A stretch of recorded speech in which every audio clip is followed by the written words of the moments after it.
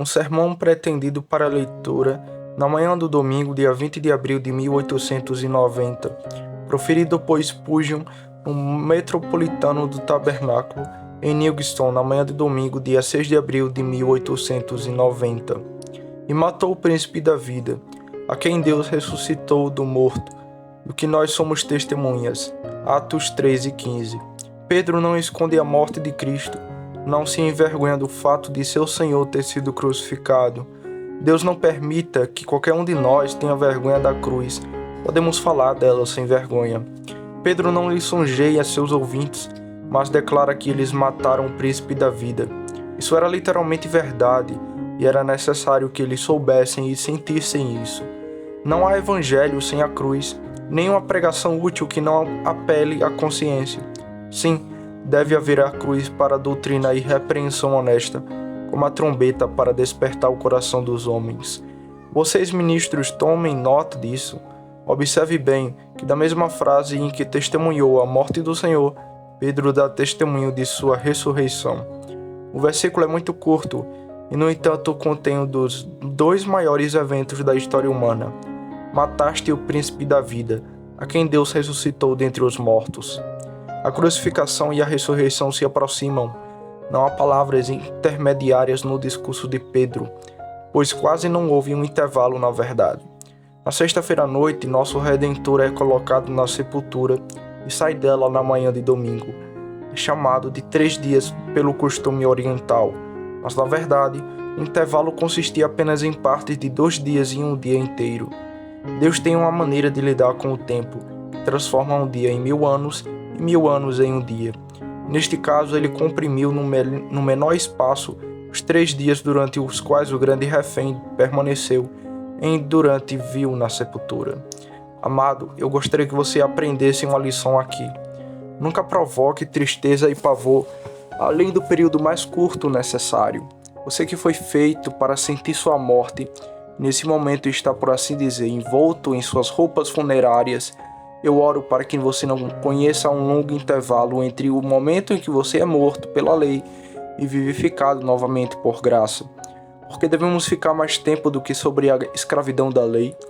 Escura é aquela noite em que Jesus ainda não veio, mas a tempestade está forte. Quando a alma tem apenas vida suficiente para lamentar sua morte, é uma condição dolorosa. Que esse período seja o mais curto possível. Não está escrito: depois de 2 dias ele nos ressuscitará, ao terceiro dia nos ressuscitará e viveremos diante dele? Porque devemos fazer meses e anos do que precisar ser apenas 3 dias? Se Deus contrai 3 dias em um, não podemos, pela santa fé, abreviar nosso tempo de convicção e medo? Quando conhecemos nossa morte, começamos a viver. Devemos estar ansiosos para que nossa vida deixe o sepulcro da dúvida e desfrute da luz da alegria. Estou prestes a falar de Nosso Senhor com esse mesmo propósito. Espero que a música de seu nome e cantador traga alegrias aos corações tristes. Aqui está o seu poder para abandonar sua morte espiritual.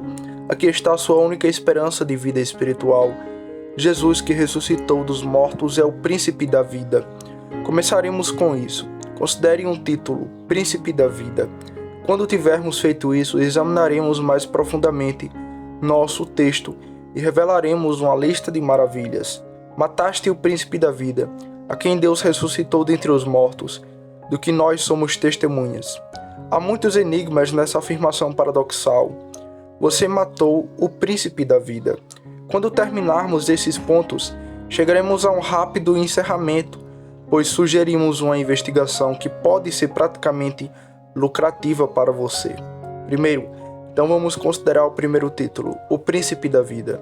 Esta não é uma tradução literal, embora seja uma interpretação valiosa. A palavra aqui é aquela que é traduzida como autor, naquele lugar onde Nosso Senhor é dito ser o autor e consumador da nossa fé. Hebreus 12, versículo 2.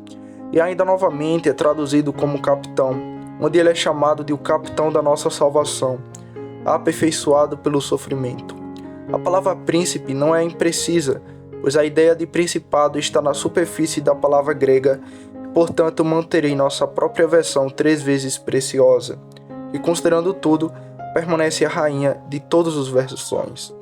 Ainda assim, Você não aquecerá em que esquecerá que inclui o sentido de autor da vida.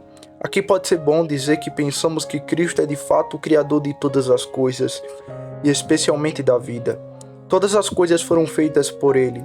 Sem Ele, nada do que foi feito se fez. Nele estava a vida. Nosso Senhor Jesus é peculiarmente o Criador em conexão com a vida. E tenho prazer em pensar que toda a vida procede daquele por quem todas as coisas existem.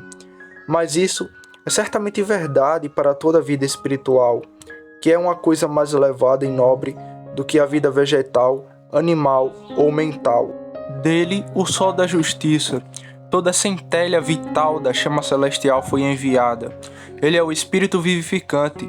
Pela união com ele vivemos para Deus, se é que assim vivemos. Não há vida espiritual da qual ele não seja o autor e nunca haverá. Quando você e eu tratamos dos homens para a sua salvação, descobrimos nossa incapacidade, pois percebemos que a criação da vida está fora de nosso poder, visto que permanece prerrogativa exclusiva do Filho de Deus. A ele é dado poder sobre toda a carne, para que ele possa dar a vida eterna a todos quanto o Pai lhe deu. Assim como o Pai ressuscita os mortos e os vivifica, assim também o Filho vivifica a quem quer. Toda nossa pregação é vã, a menos que Jesus envie vida.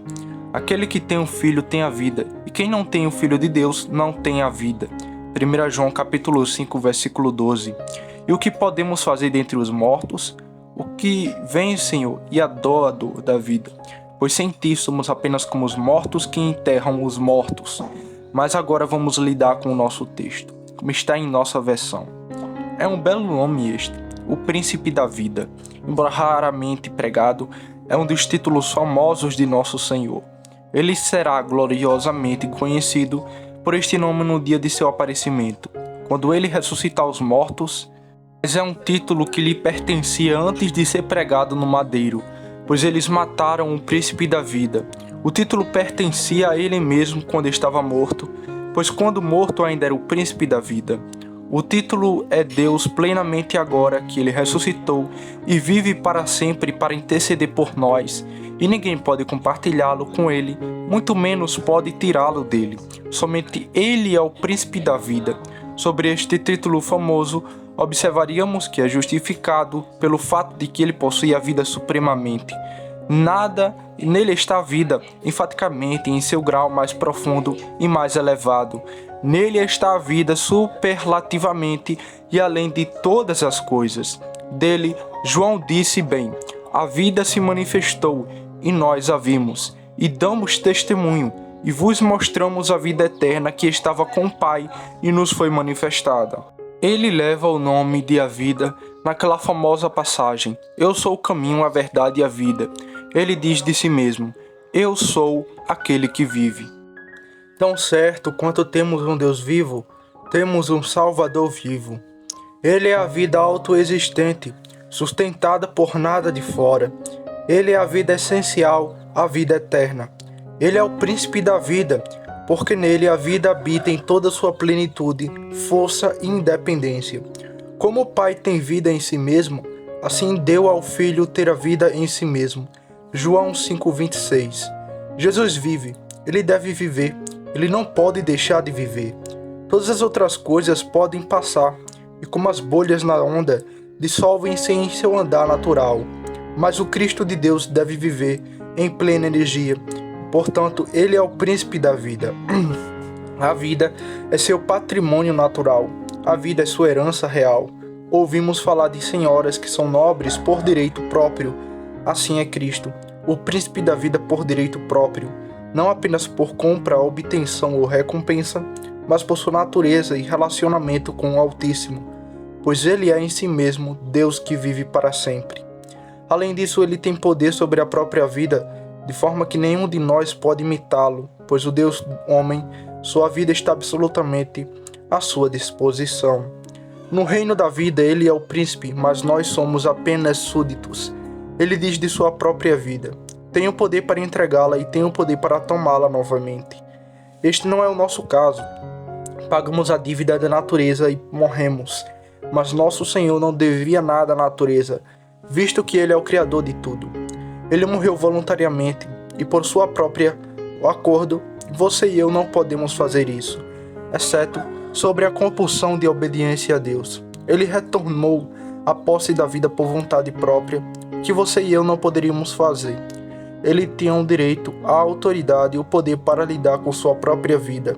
Se não fosse assim, ele não poderia ter se oferecido para morrer em nosso lugar, mas tendo um poder e um principado sobre sua própria vida, como não temos, ele poderia dar sua vida por nós, e ele poderia: ó homem, você não tem vida própria.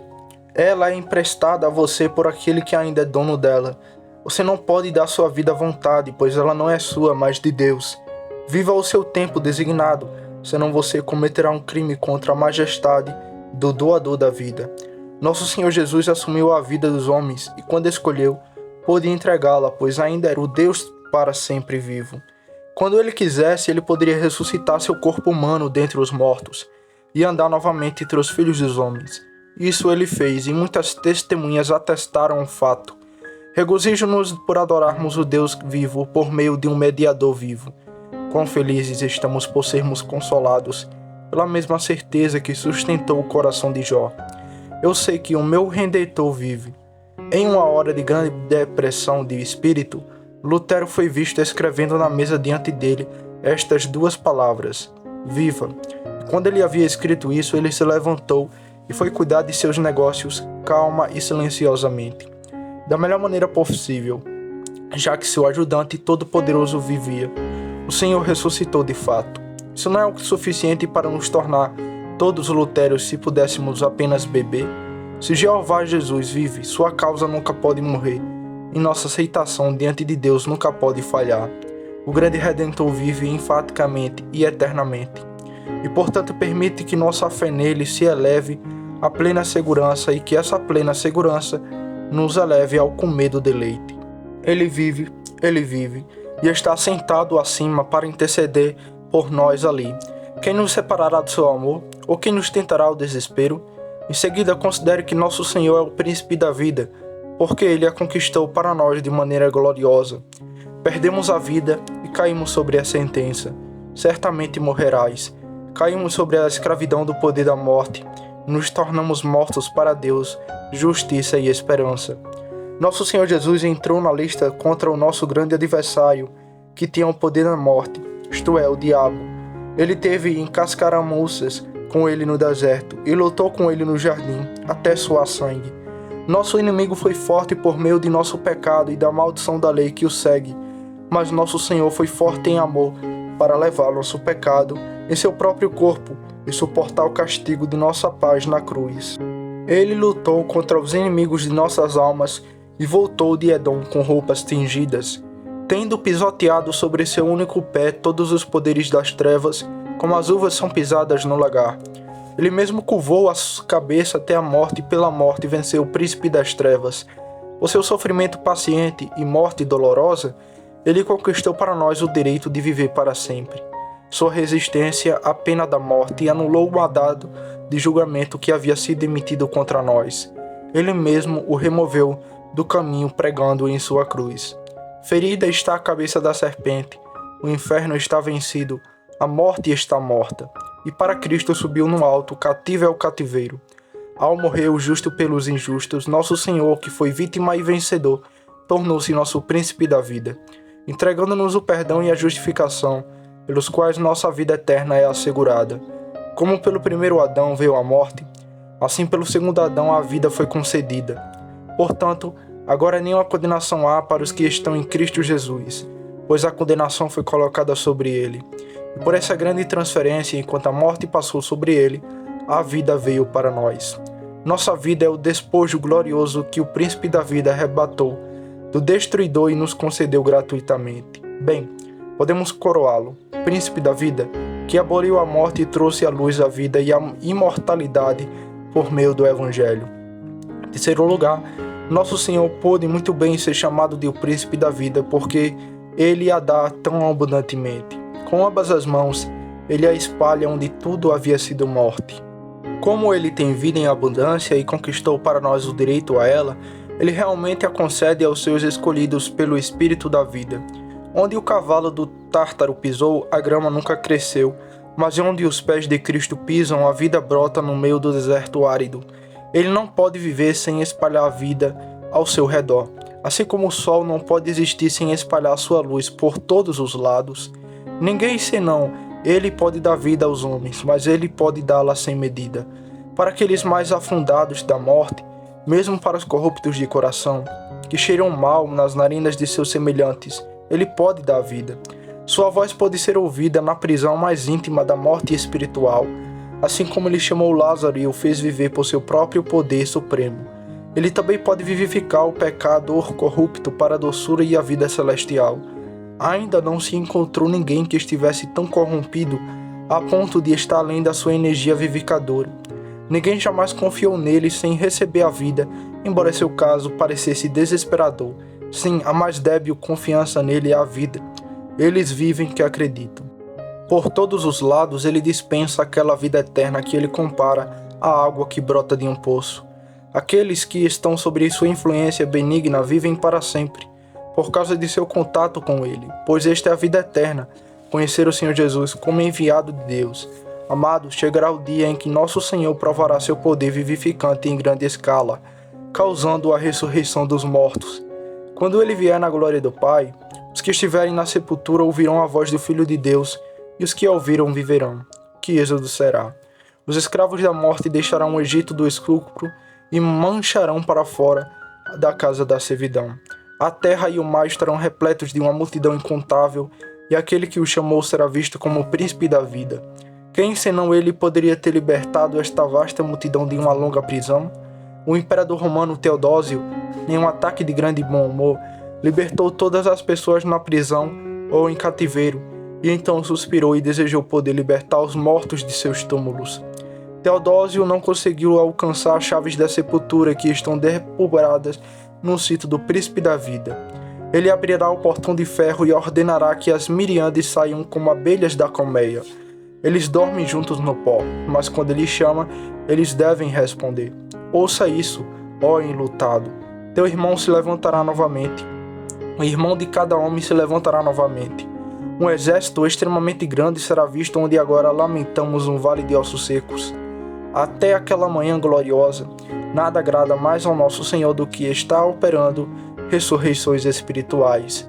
Ele diz: aquele que crê em mim, ainda que esteja morto, viverá.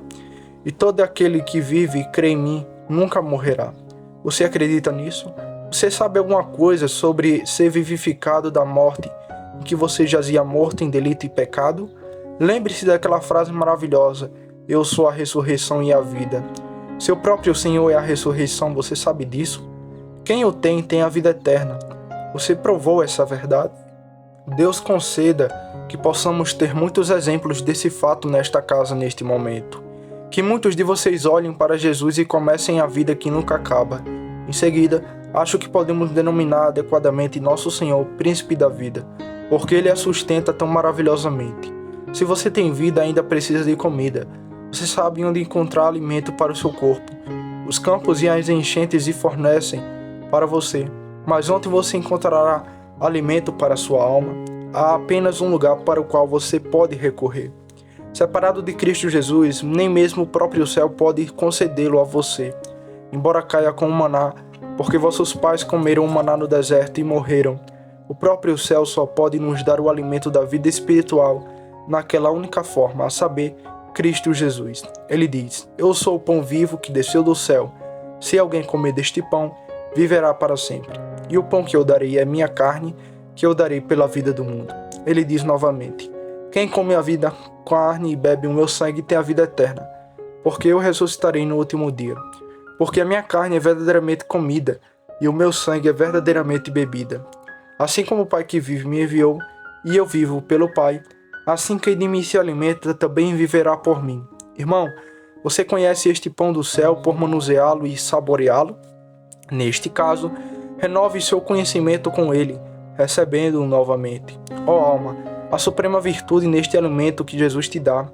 Você está fraco nesta manhã?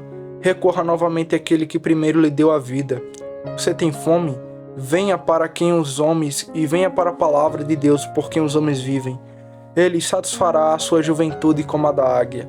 Ele não ordena que você tire a vida dele e depois vá a outro lugar em busca de pão para com a qual alimentar.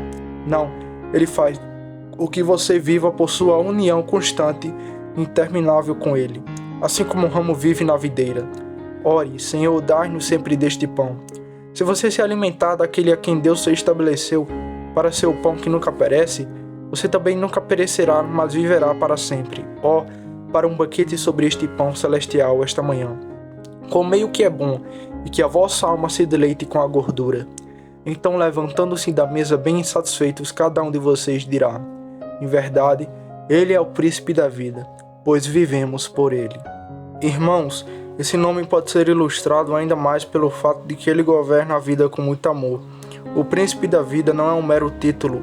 Suponho que o príncipe de Gales não governe o país de Gales, na verdade, e outros príncipes que derivam seus nomes de lugares diferentes não necessariamente governam esses lugares, mas apenas usam um título que significa pouco ou nada. Nosso Senhor, Jesus, não usa nenhum título vazio. Ele é realmente príncipe e senhor onde quer que seja o vivificador. Não há vida espiritual no mundo que não obedeça a Jesus. Outra vida pode ser rebelde, lutando contra o seu domínio, pois os reis da terra se levantam e os príncipes liberam entre si, dizendo: rompamos as suas ataduras e sacudamos de nós as suas cordas. Mas a vida espiritual, vivificados pela fé nele, cada um clame a ele no primeiro momento de sua vida: Senhor, o que queres que eu faça? O espírito de vida em Cristo Jesus é o espírito de obediência. A vida que Jesus dá não sai da tangente a ele, mas permanece circulando sobre ele como um planeta ao redor do Sol. A vida que Jesus dá é como a vida de um corpo que obedece à cabeça. Minha cabeça diz: levante a mão vai para cima. Feche os olhos e feche os dedos, eles fecham. Abra a mão, ele abre de uma vez, sem ao menos querer se rebelar. A regra é onde está a vida, ou seja, na cabeça. Tal é Cristo, que todos os homens e mulheres verdadeiramente vivos, sua vida e seu governo está em Cristo Jesus. Onde Jesus vive, ele reina. Eu sei que existe em nós outra lei trabalhando contra a lei da nossa mente, e às vezes nos levando ao cativeiro da lei do pecado e da morte. Mas isso não pertence à nossa vida recém-nascida. É uma relíquia de nossa morte. O pecado vem daquele corpo desta morte, sobre a qual gememos tão profundamente clamando: quem me livrará? Quanto à vida que nos vem por meio de nosso Senhor Jesus, ela é pura e celestial. Aquele que é nascido de Deus não peca, segue a justiça e segue o caminho da santidade, e deve fazê-lo eternamente. O príncipe da vida é um governante real, e a vida que ele criou é subserviente ao seu domínio. Ele é o cabeça sobre todas as coisas em sua igreja, bem como para sua igreja, governando com um poder misterioso, onipotente e eficaz. Ele opera no espiritual, para que lhes prestem de bom grado a homenagem de seus corações a ele. Devo dar-lhe a sexta observação, pois não posso mais expressar todos os meus pensamentos sobre este nome maravilhoso, o Príncipe da Vida. Nosso Senhor é aquele que é a coroa e a glória de nossa vida, o príncipe como representante do país, o representante de um lugar de dignidade e honra. Em grandes cerimônias, um país é representado e homenageado com a presença de seu príncipe herdeiro. Entre os homens é apenas nominalmente que o príncipe é a glória da nação, mas na vida divina, Cristo é de fato a flor, a coroa e a glória do povo que está nele, todos os que vivem em Sião. Se você quiser ver a vida espiritual, poderá vê-la em qualquer um dos membros do corpo místico, mas não com perfeição. Há vida na mão, há vida no pé, há vida mesmo em nossas partes feias. Mas se você quiser ver a vida de um homem, naturalmente olhe em seu rosto. Se você visse o eterno vida, contemple-a na face de Jesus, pois nele habita a vida eterna em plenitude. Ele é a vida corporificada e encarnada de Deus para os homens, e nele está essa vida aperfeiçoada. Amados, a glória de nossa masculinidade, conforme espiritualmente renovada e vivificada, é Cristo. Ele é quem elevou nossa natureza à direita de Deus. É algo ser homem agora que o Filho de Deus também é homem. É muito estar vivo para Deus. Agora que nossa vida está escondida com Cristo, que nobre e segundo Adão nós temos, quão glorioso Ele torna nossa natureza. Ele é a flor da nossa masculinidade. Tudo mais é ramo, folha e broto, mas a beleza suprema, a imagem de Deus no homem, encontra a plena expressão no primogênito dentre os mortos, o todo amável. Ele é a glória de nossa vida, e portanto é bem chamado de o príncipe da vida. E em sétimo lugar, o que deve encerrar esta discussão sobre o título, é ele quem é glorificado pela vida espiritual. Príncipes e reis consideram que a posteridade de seu país reflete honra sobre eles. Aquele monarca é grande porque governa um grande país. Este rei é famoso porque seus exércitos o tornaram assim. O povo faz o rei. No caso de nosso Senhor, seus vivos são sua alegria e coroa. Dele e por ele, portanto para ele são todas as coisas no reino da vida espiritual. Toda vida espiritual glorifica o Cristo vivo. Não há uma batida do coração espiritual, não há um sopro do pulmão espiritual, mas o que significa amor e lealdade ao Cristo de Deus. Que nos arrependamos, que creiamos, que façamos boas obras, tudo isso para fazer de Jesus um príncipe glorioso, glorificado por uma vida tão santa e celestial. Sua maior ambição, os seres vivificados, é que possam coroá-lo Senhor de tudo.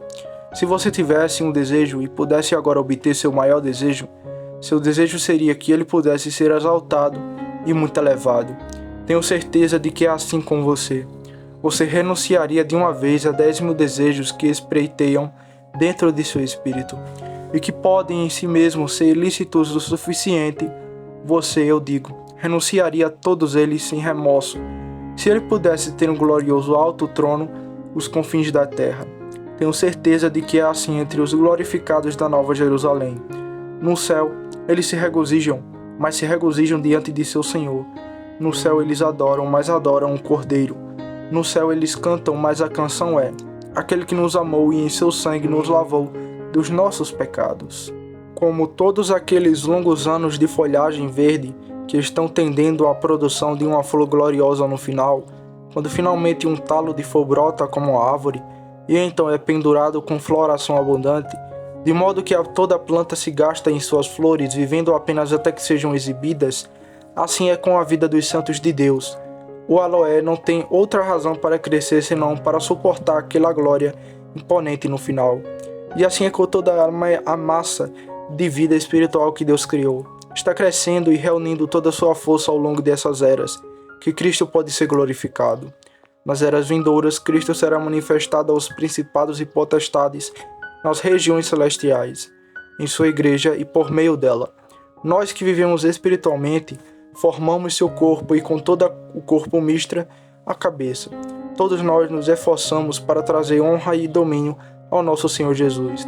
Agrada ao Espírito Santo em nós revelar Cristo e engrandecer seu nome.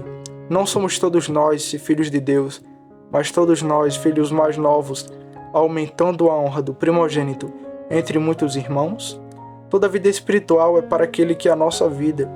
Ele viverá e diariamente será louvado. Vivemos sozinhos para isso. Tragam seus troféus para ele, seus conquistadores do pecado. Derramem seus tesouros aos pés dele, você que é rico para com Deus. Coroem-no, Rei dos Reis e Senhor dos Senhores. Aleluia! Toda a vida espiritual que existiu, existe e existirá, é para a glória daquele que diz: eu sou o que vivo, estive morto e vivo para sempre, e tenho as chaves do inferno e da morte. É claro que ele é bem chamado de o príncipe da vida.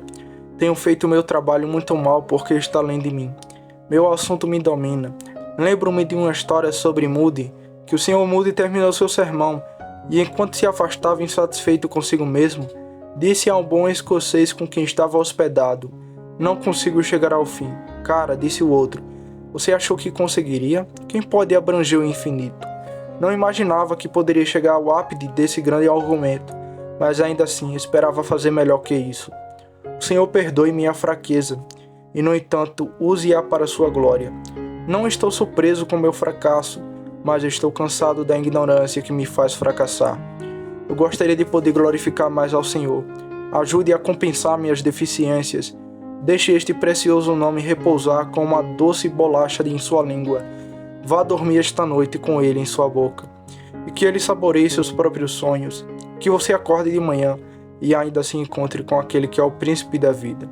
Agora, Em segundo lugar, devo desenvolver um rolo de maravilhas.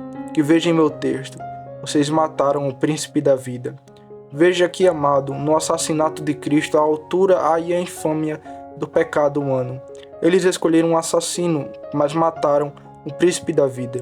Ele viveu por causa deles, mas eles o mataram. Ele morreria para que os homens pudessem viver, mas ele o matou. Você culpa os judeus, ou melhor, culpa a si mesmo. Aqueles que fizeram esta ação eram representantes de toda a raça. Nós também matamos o Senhor. Nossas mãos estavam vermelhas em seu sangue.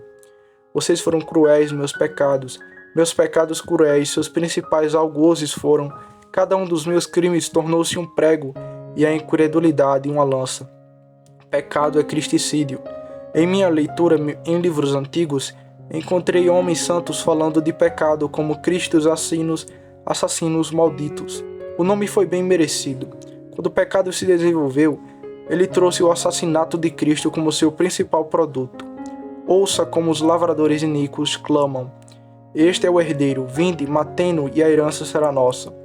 Ele não teve nada a ver com a nossa morte, mas para suportar a penalidade dela, ele veio aqui apenas para nos fazer viver. Mas nós, com as mãos perversas, o crucificamos. Que coisa má e amarga é o pecado. Que monstro malicioso e sanguinário. Oh, que a graça escape dela. Uma profundidade 7 vezes maior que maldição que está dentro do coração do homem, pois ele mataria seu Deus, seu Salvador. Você, meu ouvinte, ou será culpado da morte de Cristo, ou viverá por ela. Qual será? Ou você o mata, ou você vive por ele. Outra maravilha é a condescendência de nosso Senhor. Como ele poderia se rebaixar para morrer? Morrer nas mãos de homens perversos?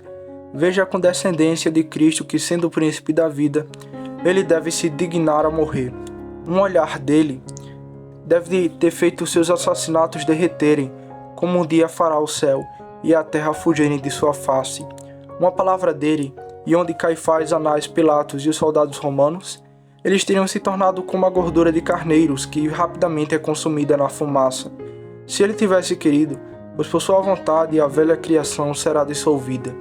Quando ele estava pendurado na cruz, os pregos não podiam tê-lo mantido lá por si mesmo. Ele poderia ter saltado da árvore entre seus adversários e feito com que eles se despensassem como ovelha quando o lobo salta para o rebanho. Ele morreu. Naquele grito alto de "está consumado", provou que sua força estava nele, e que ele morreu não por necessidade, e ele poderia ter vivido, mas por nossa causa ele se submeteu à morte. Como é que havia a possibilidade de o príncipe da vida morrer? Não posso entrar nesse mistério, mas assim foi. Embora ele fosse o Senhor da vida, ele poderia morrer, e ele ainda poderia continuar a ter tal poder que logo seu espírito retornaria ao seu corpo, que permaneceu morto na tumba, mas não poderia ver a corrupção. Ao desenrolar meu texto, vejo outra maravilha, que é a loucura da rebelião contra Cristo. Eles mataram o príncipe da vida. Qual foi o efeito dessa malícia? Eles poderiam realmente matar o príncipe da vida? Vá e apague o sol, vá para o coração desta grande terra, para que não haja mais pulsações em suas marés, mas vocês nunca poderão destruir aquele que só tem imortalidade. No entanto, eles pensaram que haviam matado o príncipe da vida e de certa forma o fizeram. E este é o sonho ocioso dos homens até hoje.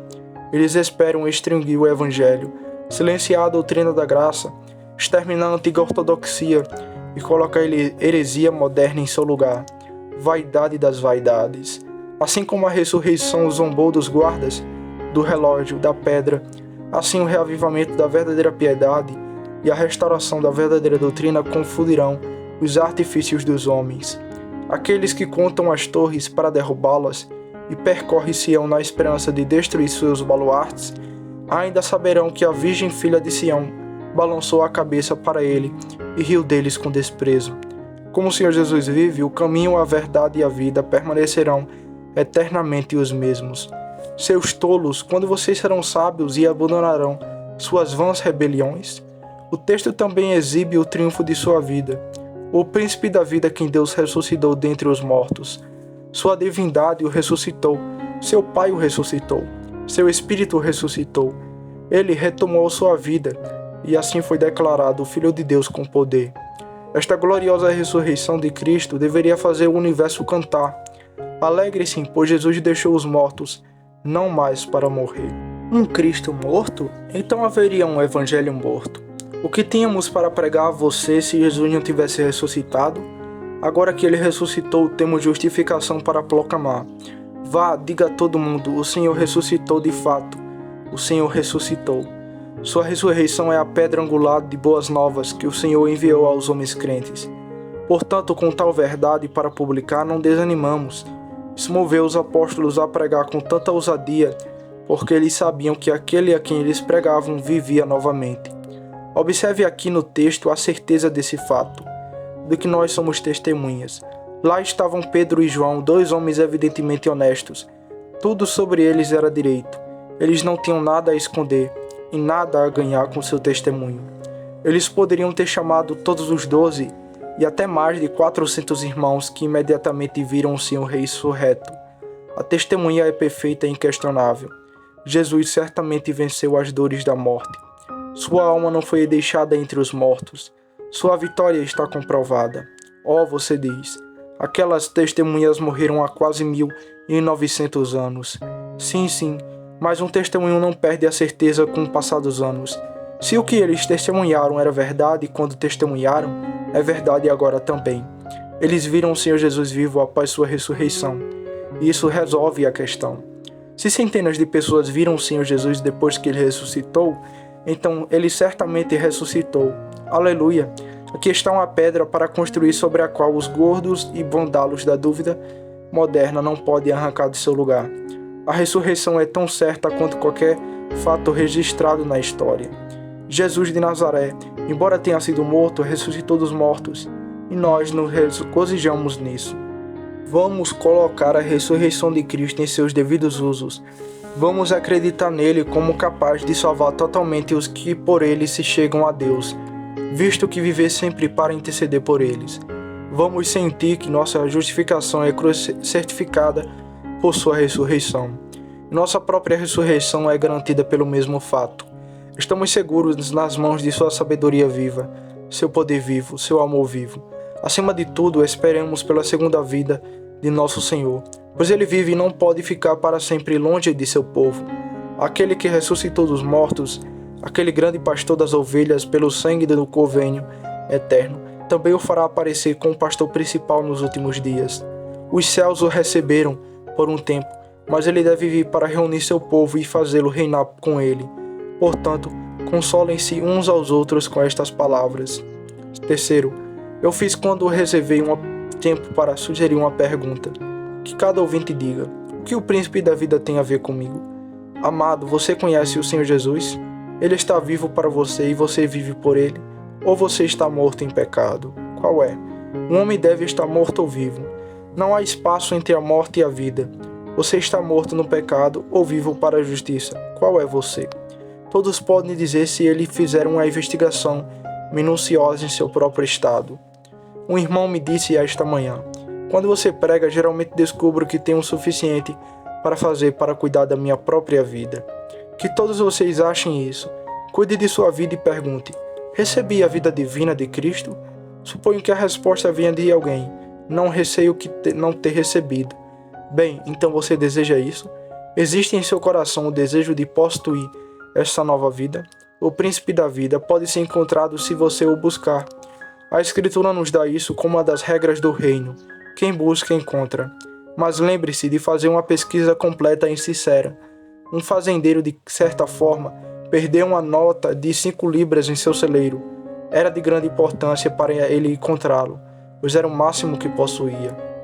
Então ele disse para si mesmo, tenho certeza de que perdi esta nota no celeiro, e como devo encontrá-la, vou retirar cada palha no celeiro em vez de perdê-la.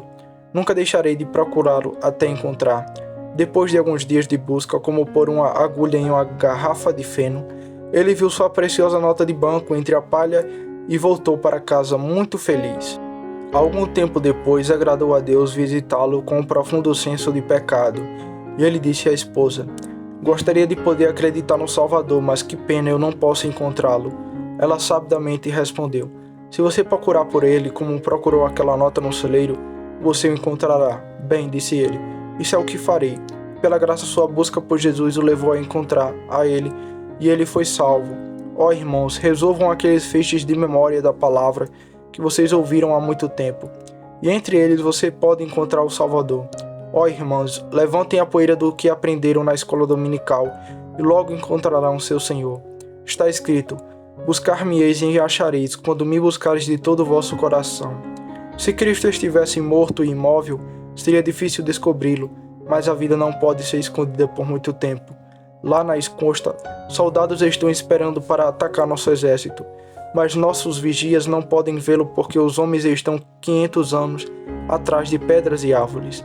No momento em que os soldados começaram a se mover, nós o discerniremos, um objeto vivo em movimento que nossos óculos logo detectarão.